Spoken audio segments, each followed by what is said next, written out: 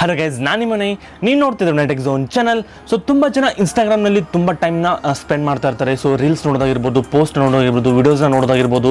So almost all ತುಂಬಾ time ಇನ್ಸ್ಟಾಗ್ರಾಮ್ನಲ್ಲಿ ಕಳೀತಾ ಇರ್ತಾರೆ. ಸೊ ಅವ್ರ ಡಾಟಾ ತುಂಬಾ ಅದಕ್ಕೆ ಖರ್ಚಾಗ್ಬಿಡುತ್ತೆ.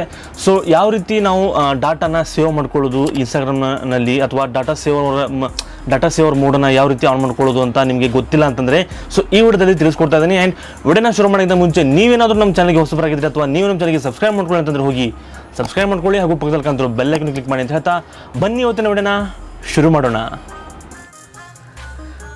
ಸೊ ನಿಮ್ಮದು ಇನ್ಸ್ಟಾಗ್ರಾಮ್ನಲ್ಲಿ ತುಂಬ MB ಹೋಗ್ತಾ ಇದ್ದರೆ ಅದನ್ನ ಡಾಟಾ ಸೇವರ್ ಯಾವ ರೀತಿ ಆನ್ ಮಾಡ್ಕೊಳ್ಳೋದು ಅಂತ ನಿಮಗೆ ಈಗ ತೋರಿಸ್ಕೊಡ್ತೀನಿ. ಸೊ ಇನ್ಸ್ಟಾಗ್ರಾಮಿಗೆ ಹೋಗಿ ಇನ್ಸ್ಟಾಗ್ರಾಮ್ ಓಪನ್ ಮಾಡಿದ ತಕ್ಷಣ ಇಲ್ಲಿ ನಿಮ್ಮ ಪ್ರೊಫೈಲ್ ಮೇಲೆ ಕ್ಲಿಕ್ ಮಾಡ್ಕೊಳ್ಳಿ.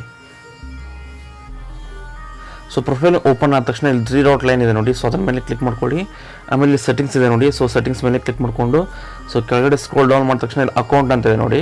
ಸೊ ಅದರ ಮೇಲೆ ಕ್ಲಿಕ್ ಮಾಡ್ಕೊಳ್ಳಿ. ಅದ್ರ ಮೇಲೆ ಕ್ಲಿಕ್ ಮಾಡ್ಕೊಂಡ ತಕ್ಷಣ ಇಲ್ಲಿ ಡಾಟಾ ಸೆಲ್ಯುಲರ್ ಅಂತದೆ ನೋಡಿ, ಸೆಲ್ಯುಲರ್ ಡಾಟಾ ಯೂಸ್ ಅಂತೇಳಿ. ಸೊ ಅದರ ಮೇಲೆ ಕ್ಲಿಕ್ ಮಾಡ್ಕೊಂಡ ತಕ್ಷಣ ಇಲ್ಲಿ ಡಾಟಾ ಸೇವರ್ ಆಫ್ ಇರುತ್ತೆ, ಇದನ್ನು ಆನ್ ಮಾಡ್ಕೊಳ್ಳಿ. ಸೊ ಇದು ಆಫ್ ಇರುತ್ತೆ. ಈ ಥರ ಆನ್ ಮಾಡ್ಕೊಂಡ ತಕ್ಷಣ ನಿಮ್ಮ ಇನ್ಸ್ಟಾಗ್ರಾಮ್ ಅದು ಡಾಟಾ ತುಂಬ ಅದು ಕನ್ಸ್ಯೂಮ್ ಮಾಡ್ಕೊಳ್ಳಲ್ಲ, ಸ್ವಲ್ಪ ಡಾಟಾ ಸೇವ್ ಆಗುತ್ತೆ. ಸೊ ನೀವಿನ್ನೂ ನನ್ನ ಇನ್ಸ್ಟಾಗ್ರಾಮಲ್ಲಿ ಫಾಲೋ ಮಾಡ್ಕೊಳ್ಳೋ ಅಂತಂದರೆ ಹೋಗಿ ಫಾಲೋ ಮಾಡ್ಕೊಂಬಿಡಿ. ಸೊ ಗೊತ್ತಾಯ್ತಲ್ವಾ ಯಾವ ರೀತಿ ಡಾಟಾ ಸೇವರ್ ಮೋಡ್ ಆನ್ ಮಾಡ್ಕೊಳ್ಳೋದು ಅಂತ. ಸೊ ನೀವು ಹೋಗಿ ಡಾಟಾ ಸೇವರ್ ಮೋಡ್ನ ಆನ್ ಮಾಡ್ಕೊಳ್ಳಿ, ಹಾಗೂ ನಿಮ್ಮ ಡಾಟಾನ ಸೇವ್ ಮಾಡ್ಕೊಳ್ಳಿ ಅಂತ ಹೇಳ್ತಾ. ಸೊ ಇದಾಗಿತ್ತು ಇವತ್ತಿನ ವೀಡಿಯೋ. ಆ್ಯಂಡ್ ಈ ವಿಡಿಯೋ ನಿಮಗೆ ಇಷ್ಟ ಆದರೆ ವಿಡಿಯೋನ ಲೈಕ್ ಮಾಡಿ, ಶೇರ್ ಮಾಡಿ, ಹಾಗೂ ಸಬ್ಸ್ಕ್ರೈಬ್ ಮಾಡೋದನ್ನ ಮಾತ್ರ ಮರಿಬೇಡಿ ಅಂತ ಹೇಳ್ತಾ ಇದೇ ರೀತಿ ಇಂಟ್ರೆಸ್ಟಿಂಗ್ ವಿಡಿಯೋದೊಂದಿಗೆ ಮುಂದಿನ ವಿಡಿಯೋದಲ್ಲಿ ಮತ್ತೆ ಭೇಟಿ ಆಗ್ತೀನಿ. ಎಲ್ಲರಿಗೂ ಟೇಕ್ ಕೇರ್, ಟಾಟಾ, ಬಾಯ್.